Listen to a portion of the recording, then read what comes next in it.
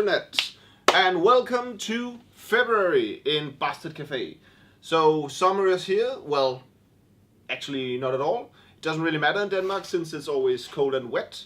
Thus, beautiful weather for playing board games. And this February we have a lot of new games. What do we have, Ole? We have, for instance, Wombat Rescue, where you have your little wombat mother. That's a nice meeple. And your cubic wombat poop. And you try to rescue your wombat children. And definitely the first game with wombats present that I know of. But not. This is called Fox in the Forest. It's not the first game with foxes, but it is very nice. It's a two-player trick-taking game. You don't often see those.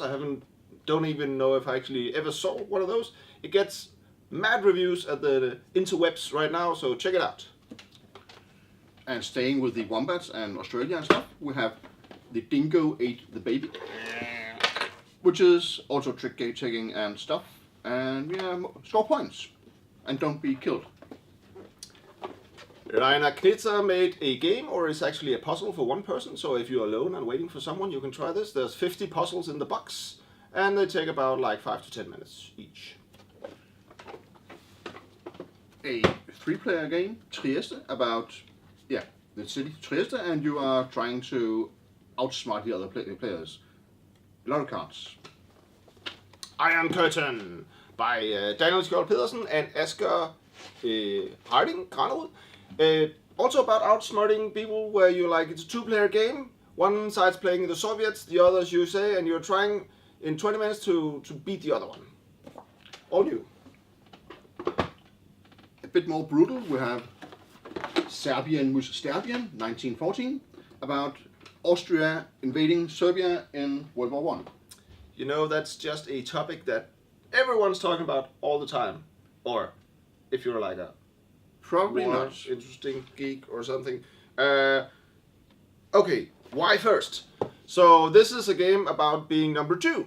So you're trying to be number 2 in 5 rounds. The one who accomplishes that most is number 1, I guess. Oh, what? Number 2? Number 2 is the winner. Anyway, it's about being number 2. Then we have Musée, and the starting condition in this game is that you have to be able to pronounce this word in an artifarty way. The game involves cards showing classical pictures and stuff. Mostly pictures.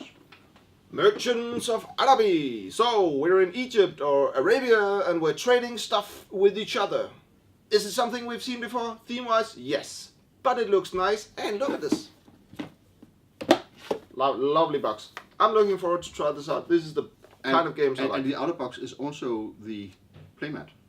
It is? It is. Whoa! Oh, it is. Nice. Then we have the classical game about controlling your mates, Tanto Cuore. About having a lot of mates and selling them and buying them, and that's just weird. But we have it. Buying and selling women, family-friendly fun. Just as vengeance. Oh my god, this is a heavy one.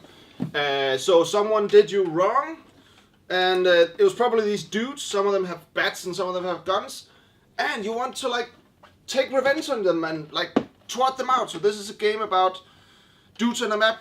You're trying to get revenge. Only problem is that they also did wrong to other people, so other people are also trying to get revenge. So you want to be the most revenging revenger? Yeah, most revengeful revenging person. Oh my god. It's heavy. Let's just say that. More friendly, Shiba Inu house, about having these nice dogs sitting on their house, and they want to have weird colors around them, and you try to accommodate them for that.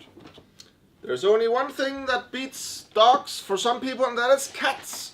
And these cats are not only cats, they're actually a tower of cats. So the game is about not doing that, rolling a die, building a tower of cats, and thus it is called Cat Tower.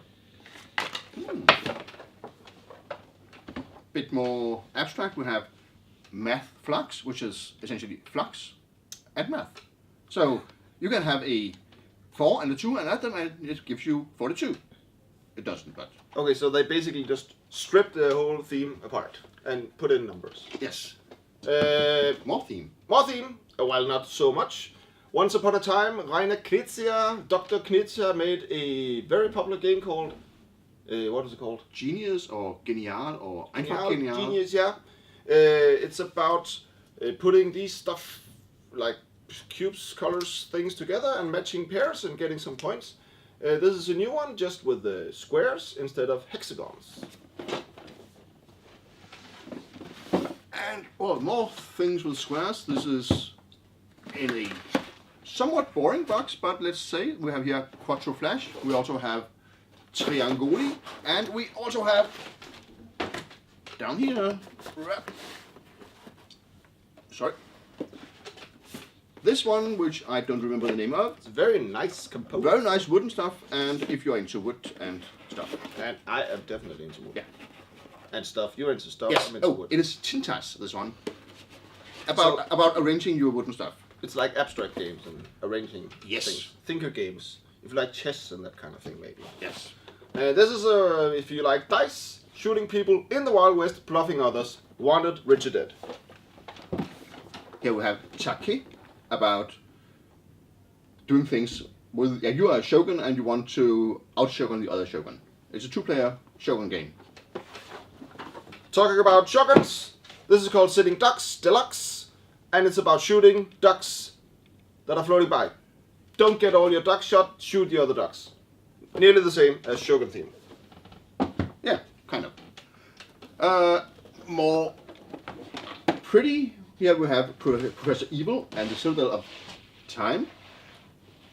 A game where you are time travelers and adventurers and sneak into this mansion and try to distract him. Corporate. Co-op. Yes, it is. And you want to grab Mona Lisa and stuff. No, you don't. The Stauffer Dynasty. You're doing all kinds of machinations, whatever, trying to outsmart others and get control of the Stauffer Dynasty. Oh, that sounds very German. And for very many hours. Speaking of German, we have now German playing cards and Spanish playing cards. They are just like the ones we already know, which are the French, but these are just with our pictures. And they're pretty. Crazy cards. You're trying to drive around in a crazy way and beat the other ones and getting there first. And you play in pairs. And you play in pairs. Henchmania, a game about having henchmen and doing things in a pseudo-medieval fantasy setting. So not about being the bad guy, but the bad guy's helper, maybe. Yes. And Sherlock Holmes and Moriarty's Web. As we all know, London is filled with crimes constantly, also in the 20s, and Sherlock Holmes is yet again trying to solve them together with others. It's a cooperative crime-solving game played on a board. Well, like most things, actually. So. Then we have a little box of boxes. We have here quizzes about words. Quiz games. Yeah, and about cheese and beer. Like cheese. And many other stuff. Let's say beer, what do we have here? We have, in which city is Norway's oldest brewery? Ars? Or Ås, perhaps, located. And then you have 4 options. And, well, I'll not spoil it for you, because... We have also Brazil. Eurogame. I don't know anything about it.